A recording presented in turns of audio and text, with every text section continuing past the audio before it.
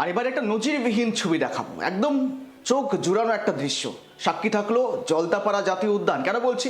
কেননা যোগা দিবস তো দেখেছি আমরা, কিন্তু এই যোগা দিবসেই বনকর্মীদের সঙ্গে মূলত জলের মাঝে শুয়ে হাতিরা তারাও হাত পা নাড়িয়ে যোগা অভ্যাস পালন করলেন, যাকে মনেই করা হচ্ছে।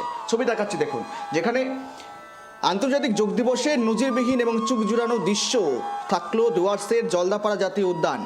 অন্যান্য জায়গার মতো এখানেও সকাল সকাল যোগাভ্যাসের আসর বসেছিল, আর সেখান থেকেই সাধারণ কোনো প্রেক্ষাপট নয়, জঙ্গলের বুক চিরে বয়ে চলা পাহাড়ি নদীর বুকে সেখানে একদিকে নদীর পাড়ে সারিবদ্ধভাবে দাঁড়িয়ে যোগাসনে মগ্ন ছিলেন উদ্যানেরই বনকর্মীরা। ঠিক তখনই নদীর ঠান্ডা জলের মাঝে শুয়ে বসে যোগাভ্যাসে মেতে উঠলেন হাতির দল। আমরা কথা বলি, সঙ্গে রয়েছে অনিশা।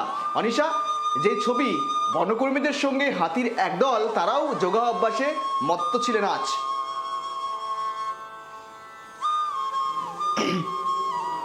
অনিশা, যা ছবি আন্তর্জাতিক যোগ দিবসে নজিরবিহীন চোখ জুড়ানো দৃশ্যের সাক্ষী।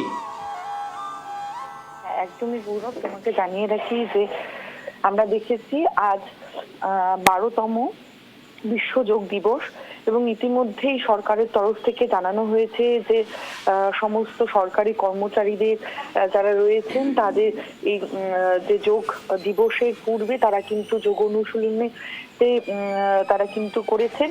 এবং ঠিক একই রকম ভাবে আমরা যেটা দেখলাম যে জলদাপাড়া জাতীয় উদ্যানে যারা বনকর্মীরা যারা রয়েছেন তারা কিন্তু একই রকম ভাবে যোগাভ্যাস করছেন।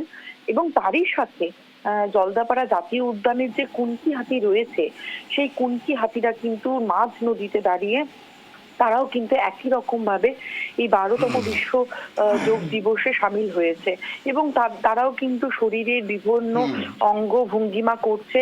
এবং তারই সাথে দেখা গেল যারা সেই কুনকি হাতির যারা মাউতরা রয়েছেন তারা সেই হাতির পিঠে উঠলেও কিন্তু তারা একই রকম ভাবে কিন্তু আজকের এই যে বিশ্ব যোগ দিবস সেই যোগ দিবসটি কিন্তু সাফল্যমণ্ডিত করতে কিন্তু লেগেছেন। এবং এমন দৃশ্য কিন্তু এর আগে কখনো কোথাও দেখা যায়নি যে বন্য পশুরা যোগ দিবসে মেতে উঠেছেন। গৌরব, ঠিক, ধন্যবাদ।